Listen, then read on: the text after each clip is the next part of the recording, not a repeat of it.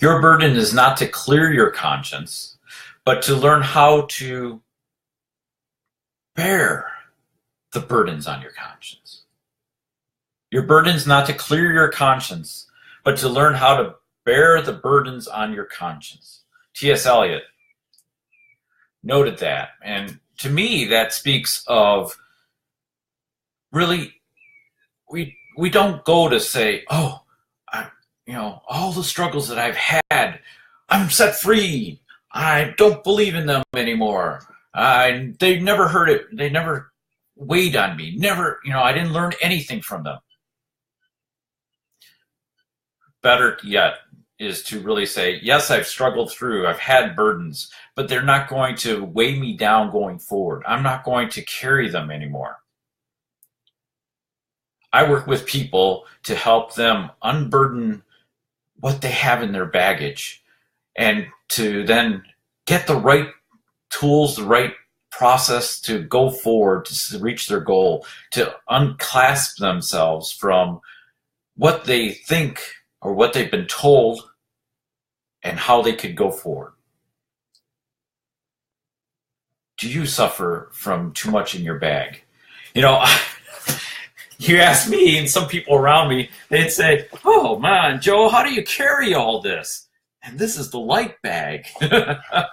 There's so much in here. There's my computer, there's a tablet, there's power cords, there's pens, the old paper tablet, and then there's the electronic tablet and the Kindle and speakers and everything I need for my job when I present or wherever I go, so I have my mobile office with me.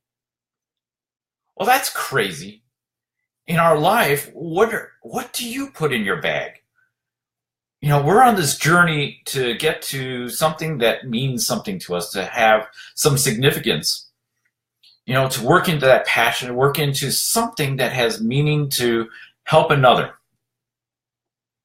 help ourselves develop to be able to service the people that we need to work with, but also to, help them. Out of us, of our talents, of our skills, of our passion, of our mind, our thoughts, to help them move forward, to believe in them, to value them, to love them.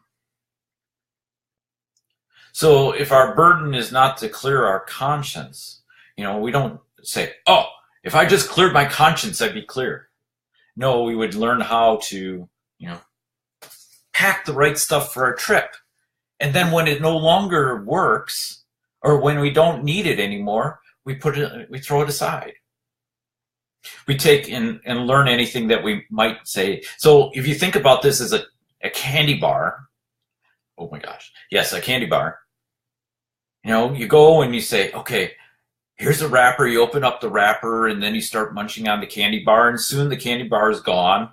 And if you consumed it and it's provide nourishment or sugar or something of what your body might need at that moment because you're really working out hard and or you're walking a long distance or doing something where you may need that, and you can replace it with anything else, right? But that wrapper you don't need anymore. So why do you carry it with you? Hi, Mark. Welcome. I'm glad you could join us. Talking about how to unpack your bag of what you're carrying inside you. So like that candy bar wrapper, you would throw it away. But so many things that we do in our own life, I've seen with people that I talk with, they carry so much in their bag. Not physical bag, but mental bag, and it weighs on their body. It weighs on their mind. It's always present with them. Do you feel like that? Do you feel at times that you carry something that you really don't need? I know it's a struggle. I go through it daily. There's always things that I can throw out, but sometimes people joke, Joe, you've got 1,000 pens. Yes, I do. I have 1,000 pens. Well, some of them work really good. Some of them are because I'm in the mood for that particular point or that color. If I'm editing a script I might have 4 different color pens. John Maxwell uses a 4-color pen, so he has one pen with 4 colors. But the ones I use come in separate, so I have 4 pens. Or I have multiple colors of highlighters because I'll use them for different meanings in a book. Like purple would be focus on a leadership lesson. Green for growth, blue for teaching, yellow for some other piece of information that I might want to include, and orange to ponder it, to think about further on that particular concept that's in the book. So if you look at my handwritten books, my hardcover books, paperbacks, you'll see there's highlighting. Sometimes it's a pencil. That's all I have with me, so I'll take a pencil and underline it. Or I'll put notations in the corner on the edge of the page, or I'll put in ACT, apply, change. So what can I apply to my life? What can I change in my life? And what can I teach or share with someone else? But what's in my bag? What's in your bag is more important. What is in your bag that you're carrying? Something that you haven't developed fully, something that you may not even know that you're carrying. I've been very honored to be able to share with people their journey. And they've shared things with me about the struggles, the burdens they have. And we work to eliminate those. We eliminate what we can learn from it, what it can be applied to something going forward to say, okay, if I've learned that I shouldn't do this anymore, or I'm not going to do this anymore. But when I do come across it again, this is the action I'm going to take. Instead of carrying that wrapper around and say, I remember I had a candy bar 50 miles back and it was a bad candy bar, so I'm not going to have a candy bar again. You're not going to carry the wrapper. You'll carry the thought. It's much easier to carry a thought, but sometimes that thought is just burdensome. You beat yourself up. You say, boy, that conversation didn't go well, or I said the wrong thing. How hard is it to admit to somebody you said the wrong thing? That's not what you intended to come out. It didn't come out quite as what you thought it was. It sounded really great up here, and then it just came out, and it hurt that person. And you both kind of shrugged, and you kind of walked away and didn't feel good about it. Did you go back? One of the challenges is, what do you do with it? So you have this thing in your bag, internally in your thoughts, and you just throw it in here. And your mind says, well, are you going to do something with it?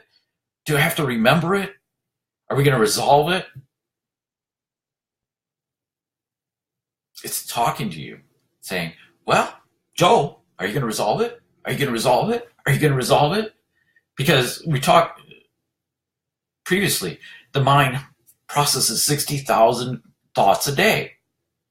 Most of those are carried from the previous day. So it keeps prompting you, are you going to resolve this? Are you going to resolve this? You keep talking about calling somebody. Are you going to do it today? Or you had that bad conversation. That conversation that didn't go well. You hurt somebody. Are you going to call them?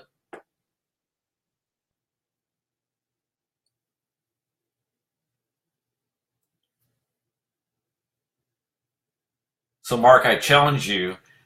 You say use emotional intelligence to navigate our high-stake conversations. Give me an example how you would do that.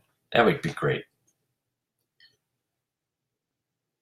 I appreciate your comment, Mark, and I'm grateful that you're here and you're participating. Please give me a little bit more. So as we go along, what is it that we go within ourselves? What are we burdening ourselves? What are all the thoughts that, hey, if we cleared up and understood, what is weighing on our conscience and we address those, or we said, okay, I have this big dream that I'm working on, and, I need to know the tools. I need to know the process, how I can get forward.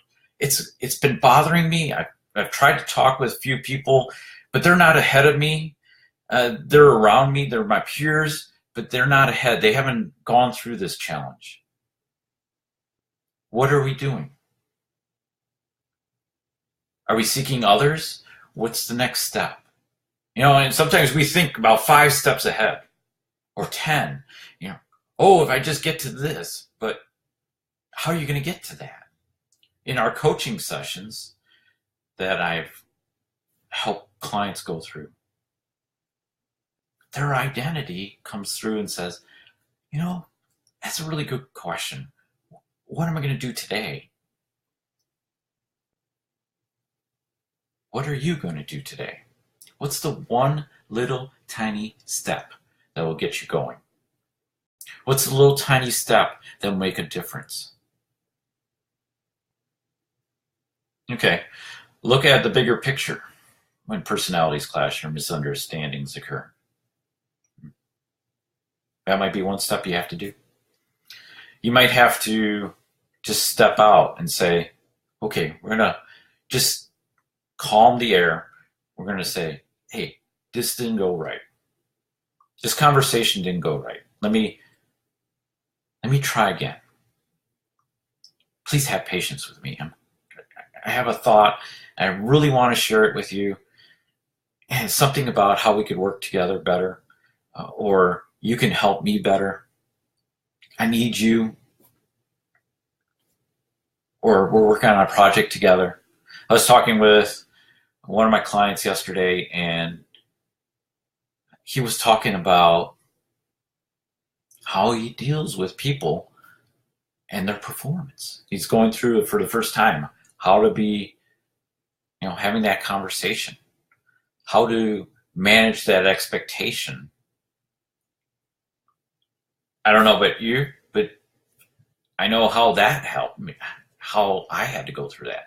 I was on the receiving end, always getting the feedback from the boss, from the supervisor, whoever it was, and sitting there, okay, can you, okay, I know that. Yeah, okay.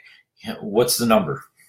That's how I felt, But at times it was like, I disagree with that, or I don't understand that. Please help me understand that more. And we might have a conversation, but it was left murky. So because I've got something in my bag of, when I'm in a performance review, I'm less thinking about how I can be better, maybe. I've had a hard day and now I'm stepping into this. Or, there's a lot of things weighing on my mind. How many projects are on your mind? How many things that you want to attend to? How many things do you want to attend to in a particular day? Now, if you have 60,000 thoughts and most of those are reruns or carryovers and they're burdensome, what's weighing on your mind when you need to have that conversation to resolve a conflict, to resolve this clash, or what the person is saying to you doesn't mesh with what you think it is? You need to unwind that and say, okay, I got to be present here. I can't be looking in my bag. I can't be, pulling my bag up and saying, well, sorry, I'm busy, looking for my next thing that I got to do. So how are you going to unpack your bag? We're going to talk a little bit more. There's a couple more things I would like to share about unpacking your bag, how to make it more effective. We'll talk about that tomorrow, how to make unpacking your bag more effective, to give you some tips on exactly how to go about this. But for right now, let's look at what's in your bag. What are you carrying? What don't you need anymore? Leave a comment. I'll put together some other thoughts, and maybe there's going to be a little giveaway here. I can give you something to ponder or use when you got to unpack that bag. Think about it. Help breathe fresh wind into your life. When we were walking down the street and that fresh wind, and we're struggling with this backpack from school, we're saying, oh, it's so heavy. And you're trudging back to the house, and that fresh wind comes up, that cooling wind. You feel a little bit better. Okay, I can make this. I can make it all the way. So perhaps let's take a look at that and say, okay, how do I be ready for a lighter bag in my life? You're going to have to carry some things because there's some tools that you're going to carry for your particular point in your life, your skills, your talents, things that you're going to leverage to help another person. Maybe you're going down the road and you've got the tools to help them fix their tire, being flat. They don't have that. So you're carrying that. Maybe it's going down the road and somebody has a struggle they're going through, and you've got some way they can look at it.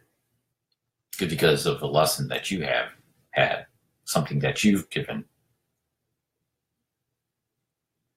Unpack your bag. Make it lighter for the trip. Nothing says in the book to have a heavy bag, but simply to pick it up and make it light. Be well. Talk soon. Thanks, Mark, for all the comments. If you're listening on recording, please feel free to give a comment, share it. Maybe tell me how you unpack your bag. That would be great. Talk tomorrow. See you soon.